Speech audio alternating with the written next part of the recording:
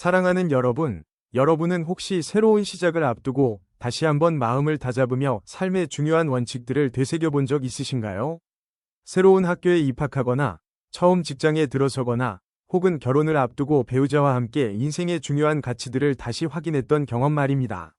오늘 우리는 성경의 5번째 책, 신명기를 통해 이스라엘 백성이 약속의 땅 가나안 입성을 눈앞에 둔 시점에서 모세가 전한 마지막 설교를 함께 살펴보며 새로운 시작 앞에서 하나님의 백성이 반드시 기억해야 할 교훈들을 나누고자 합니다.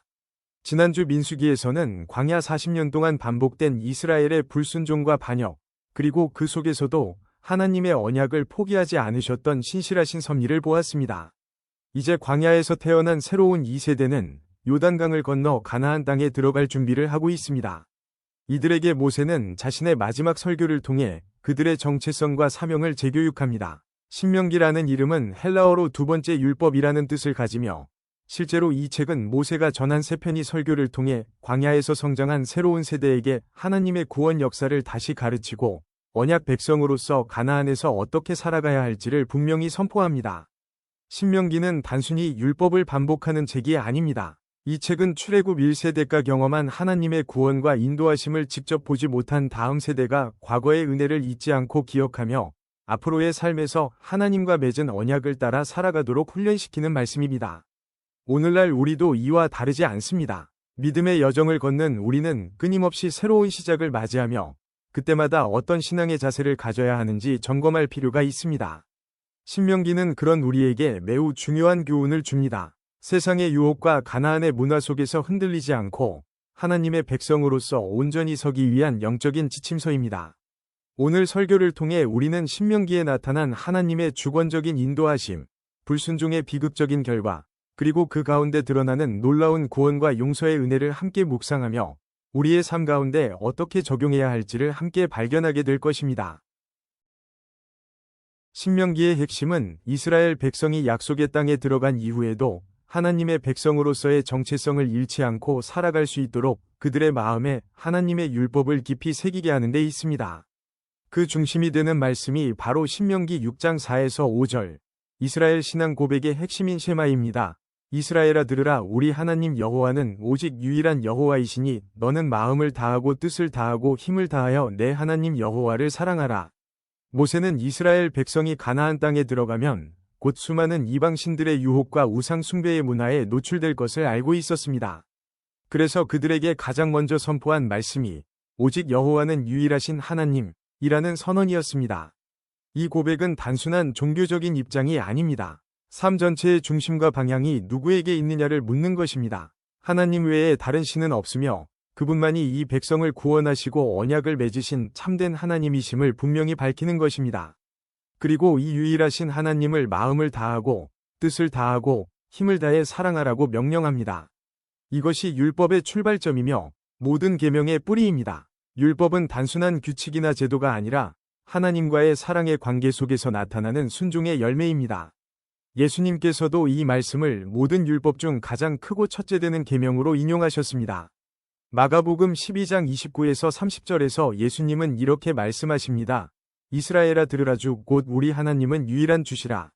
내 마음을 다하고 목숨을 다하고 뜻을 다하고 힘을 다하여 주 너의 하나님을 사랑하라 하신 것이요.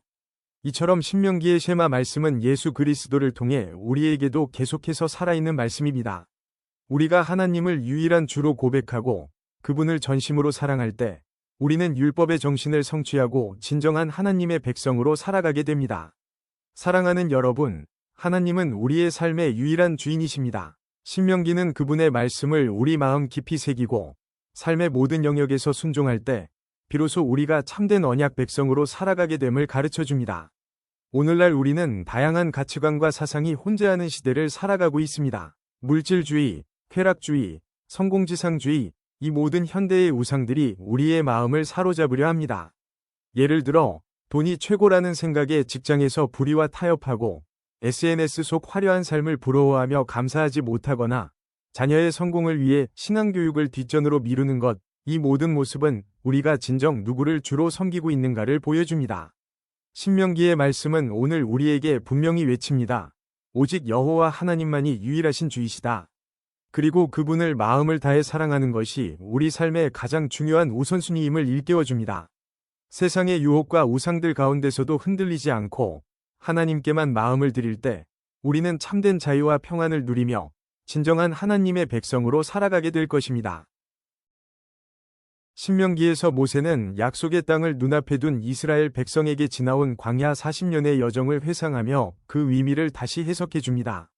광야는 단순히 고난과 방황의 시간이 아니었습니다. 그 시간은 하나님께서 그들의 마음을 겸손하게 하시고 순종의 진정성을 시험하시며 오직 하나님의 말씀으로 살아가는 법을 가르치신 영적인 훈련의 장이었습니다.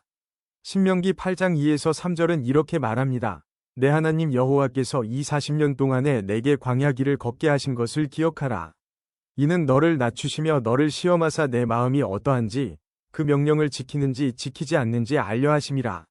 너를 낮추시며 너를 줄이게 하시며 또 너도 알지 못하며 내 조상들도 알지 못하던 만나를 내게 먹이신 것은 사람이 떡으로만 사는 것이 아니요 여호와의 입에서 나오는 모든 말씀으로 사는 줄을 내게 알게 하려 하심이라. 이스라엘 백성은 광야에서 물도 음식도 없는 극한의 상황을 경험했습니다. 하지만 그 절박한 현실 속에서 하나님만이 유일한 생명의 공급자이심을 깨달았습니다. 하늘에서 매일 내려오는 만나를 통해 그들은 사람이 떡으로만 사는 것이 아니라 하나님의 입에서 나오는 모든 말씀으로 산다는 신앙의 본질을 배운 것입니다. 이 시간은 그들의 교만을 꺾고 하나님께 전적으로 의존하도록 겸손하게 만드는 훈련이었습니다. 또한 하나님의 말씀을 지키는지 지키지 않는지 그들의 마음을 시험하시는 시간이기도 했습니다. 이 훈련의 목적은 분명했습니다. 그들이 약속의 땅에 들어가 형통할 때 교만해지지 않도록 하나님을 잊지 않도록 오직 말씀에 순종하는 백성으로 살아가기 위한 준비였던 것입니다.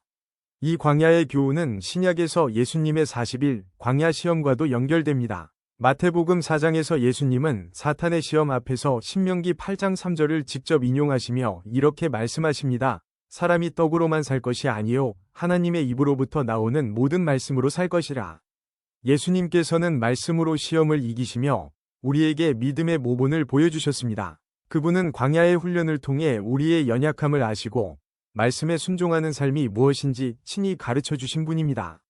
사랑하는 여러분, 하나님은 우리의 삶의 모든 시간을 통해 우리를 교육하시고 빚어가시는 하나님이십니다. 고난과 시련의 시간은 결코 낭비가 아닙니다. 그 시간은 우리를 겸손하게 하고 우리가 진정 무엇을 의지하며 살아야 할지를 깨닫게 해주는 하나님의 특별한 훈련 과정입니다. 오늘날 우리도 때로는 긴 취업 준비 기간에 지치거나 예상치 못한 질병으로 계획이 멈추거나 관계의 어려움 속에서 고통받기도 합니다. 그때 우리는 종종 왜 나에게 이런 일이 하고 하나님께 불평하거나 낙심하기 쉽습니다. 그러나 신명기는 우리에게 말합니다. 그 모든 광야의 시간은 하나님의 손 안에 있는 훈련이며 은혜의 과정이라는 것을. 그러므로 우리가 광야에 있을 때일수록 더욱 하나님의 뜻을 구하며 그분의 말씀만을 의지합시다. 그렇게 순종하며 나아갈 때 우리는 영적으로 성숙해지고 약속의 복을 누릴 준비가 된 백성이 될 것입니다.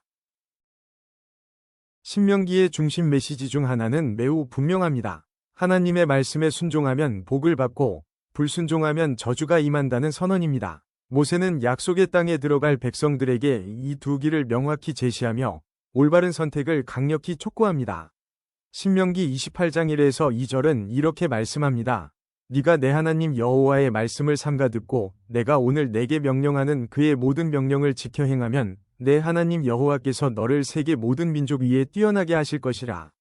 네가 여호와의 말씀을 순종하면 이 모든 복이 내게 임하며 내게 이르리니. 그리고 이어지는 28장 15절은 경고합니다. 네가 만일 내 하나님 여호와의 말씀을 순종하지 아니하여 내가 오늘 내게 명령하는 그의 모든 규례와 명령을 지켜 행하지 아니하면 이 모든 저주가 내게 임하고 내게 이를 것이니. 모세는 이스라엘 백성에게 순종을 강요하지 않았습니다. 하지만 그들에게 순종이 곧 생명이며 복의 길임을 분명히 가르쳤습니다. 하나님의 말씀을 귀 기울여 듣고 그 명령을 지켜 행하면 그들은 땅에서 소산이 풍성하고 자손이 번성하며 전쟁에서도 승리하게 됩니다. 반대로 말씀을 무시하고 불순종할 경우 질병과 기근, 패배와 유린이라는 저주의 결과가 임하게 될 것입니다. 이는 단순한 보상체계가 아닙니다. 이 모든 것은 하나님과 맺은 언약의 원리이며 그분의 말씀에 대한 순종이 단지 위무가 아니라 생명과 번영을 선택하는 길임을 보여주는 것입니다. 이 원리는 신약 성경에서도 동일하게 이어집니다. 예수님께서는 요한복음 14장 15절에서 이렇게 말씀하셨습니다. 너희가 나를 사랑하면 나의 계명을 지키리라. 하나님을 향한 진정한 사랑은 순종으로 드러납니다. 로마서 6장 23절도 말씀합니다.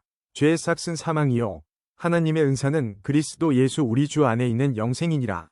순종은 단지 윤리적인 의무가 아니라 복음의 열매이며 예수 그리스도 안에서 우리가 누릴 영원한 생명의 시작입니다. 사랑하는 여러분, 하나님은 우리가 그분의 말씀에 순종할 때 가장 큰 복을 주시기를 원하십니다. 순종은 곧 축복의 문을 여는 열쇠이며 하나님의 뜻에 부합한 삶을 살아가는 최선의 선택입니다. 하지만 오늘날 우리는 자유라는 이름 아래 하나님의 말씀을 가볍게 여기고 순종을 불편한 의무처럼 여기는 경향이 있습니다.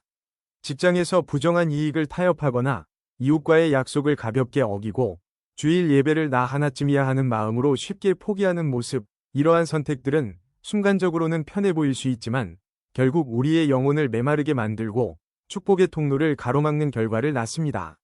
신명기는 분명히 말합니다. 축복과 저주는 우리의 선택에 달려 있습니다. 하나님의 말씀에 순종하는 길은 우리를 속박하는 길이 아니라 참된 자유와 영원한 생명으로 인도하는 복된 길입니다. 그러므로 오늘 우리는 다시 결단해야 합니다. 하나님의 말씀을 진지하게 듣고 그 말씀대로 살아가기를 선택합시다. 그것이 우리 삶에 가장 큰 복을 가져올 길임을 믿으시기 바랍니다. 신명기에서 모세는 반복해서 강조합니다. 하나님의 백성으로서 반드시 감당해야 할 중요한 책임, 바로 다음 세대에게 신앙을 전수하는 일입니다. 광야 1세대는 불순종과 불신앙으로 약속의 땅에 들어가지 못했습니다. 모세는 그 실패의 전례를 다시는 반복하지 않기 위해 새로운 2세대가 가나안 땅에서 하나님을 잊지 않고 언약 백성으로 살아가도록 철저한 신앙교육의 필요성을 역설합니다.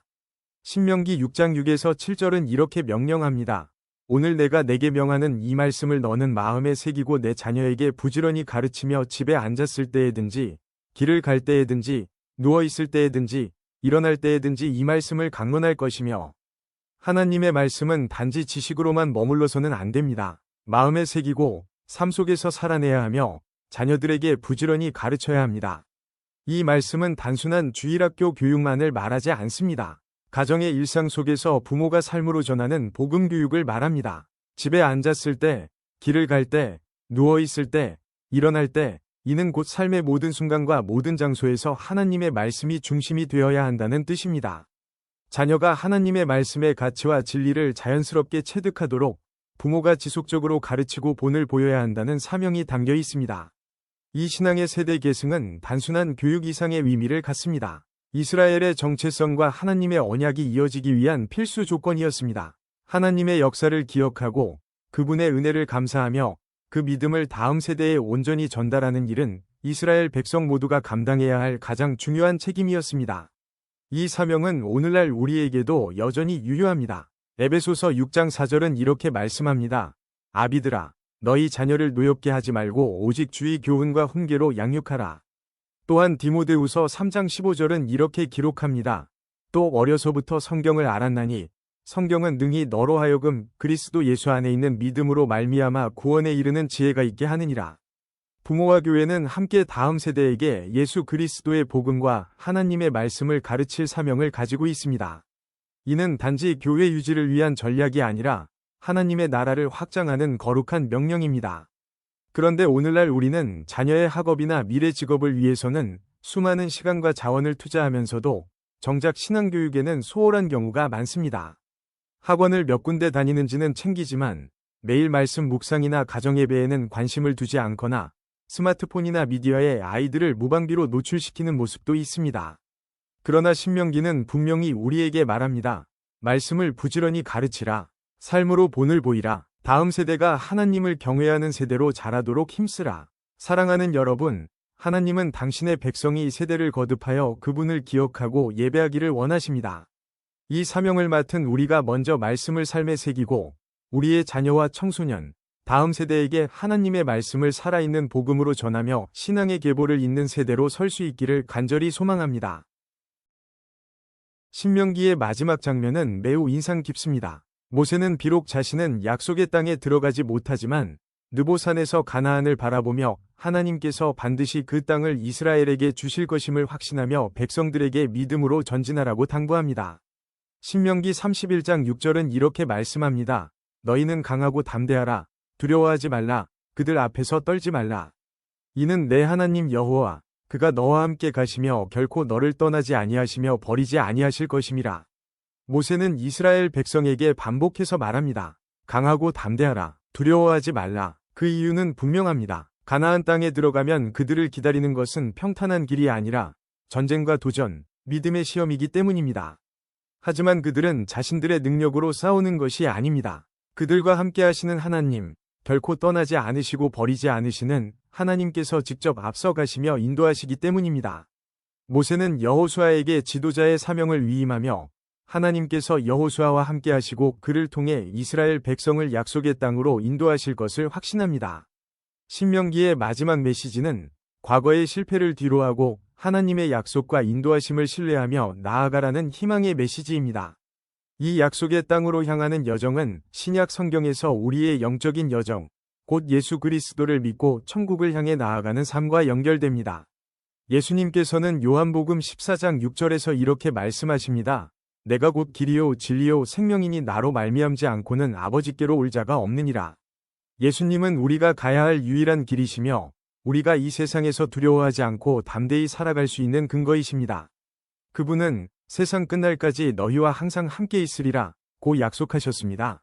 그 약속을 믿고 따를 때 우리는 언젠가 영원한 약속의 땅, 하나님의 나라에 들어가게 될 것입니다. 사랑하는 여러분, 하나님은 약속을 주실 뿐 아니라 그 약속을 성취하시기 위해 우리와 동행하시는 분이십니다. 그러므로 아무리 큰 도전이 앞에 있어도 두려워하지 말고 오직 하나님을 신뢰하며 나아가야 합니다. 오늘날 우리는 미래에 대한 불확실성과 두려움 속에서 살아갑니다. 새로운 출발을 앞두고 주저하거나 과거의 실패에 얽매여 다시 시작하기를 두려워할 때가 많습니다. 예를 들어 새로운 사업을 시작해야 할 때 불안감에 압도되거나 이민이나 유학처럼 낯선 환경으로 떠나야 할 때 막연한 두려움이 밀려올 수 있습니다. 혹은 과거의 실패나 상처로 인해 새로운 관계나 사명을 시작하는 것이 망설여지는 경우도 있습니다. 하지만 신명기는 분명히 말합니다. 두려워하지 말라. 하나님께서 너와 함께 하신다. 하나님의 약속은 말뿐이 아닙니다. 그분은 실제로 함께 하시며 우리가 믿음으로 한 걸음 내디딜 때 그 걸음을 인도하시고 승리하게 하십니다. 그러므로 이제 우리도 결단합시다. 과거의 실패는 내려놓고 하나님의 약속을 붙들고 믿음으로 새로운 시작을 향해 나아갑시다. 그 길 끝에는 하나님께서 예비하신 참된 안식과 축복의 땅이 기다리고 있습니다. 말씀을 맺겠습니다. 사랑하는 여러분, 오늘 우리는 신명기 말씀을 통해 약속의 땅 입성을 앞둔 이스라엘 백성에게 모세가 남긴 중요한 재교육의 메시지를 함께 살펴보았습니다. 우리는 무엇보다도 유일하신 하나님을 전심으로 사랑하라는 쉐마의 말씀을 마음에 새겼고 광야 40년을 통한 하나님의 시험과 겸손의 훈련을 묵상했습니다. 또한 순종이 곧 축복이고 불순종은 곧 저주임을 깨달았으며 다음 세대에게 신앙을 전수하는 우리의 책임을 재확인했습니다. 그리고 마침내 하나님의 약속을 따라 믿음으로 나아갈 때 그분이 결코 우리를 떠나지 않으시고 영원히 함께 하신다는 약속을 붙들게 되었습니다. 신명기의 모든 교훈은 예수 그리스도 안에서 가장 완벽하게 성취됩니다. 예수님은 우리가 전심으로 사랑하고 순종해야 할 유일하신 하나님이시며 우리의 광야 같은 인생길에서 말씀으로 승리하신 참된 길, 진리, 생명이십니다. 그분은 율법의 완성자로서 순종의 모본이 되시고 신앙의 유산을 다음 세대에게 전수하라는 사명을 우리에게 맡기셨습니다. 그분을 믿고 따를 때 우리는 죄와 사망의 권세에서 벗어나 영원한 하나님의 나라, 참된 약속의 땅에 이르게 될 것입니다. 이제 오늘 이 말씀 앞에서 여러분의 삶을 돌아보십시오. 혹시 하나님의 말씀을 마음에 새기지 못하고 세상의 가치관에 휩쓸려 살아가고 있진 않습니까? 고난 앞에서 원망하거나 순종보다 편한 길을 선택하며 축복을 놓치고 있진 않습니까? 자녀에게 신앙을 전하지 못하고 있는 현실 앞에 두려워하고 있진 않습니까? 신명기는 우리에게 분명히 외칩니다. 해답은 오직 하나님, 오직 예수 그리스도 안에 있다. 그러므로 여러분, 이 믿음의 도전을 삶의 이정표로 삼고 함께 실천해 나갑시다. 첫째, 우리의 유일하신 하나님을 마음을 다하고 뜻을 다하고 힘을 다하여 사랑합시다.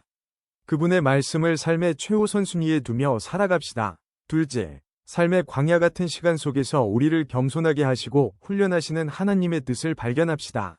오직 말씀으로 살아가는 법을 배우는 기회로 삼읍시다. 셋째, 하나님의 말씀에 전적으로 순종함으로 축복의 길을 선택합시다. 불순종의 저주를 피하고 생명과 복을 누립시다. 넷째, 우리의 자녀들과 다음 세대에게 하나님의 말씀을 부지런히 가르치고 삶으로 본을 보입시다.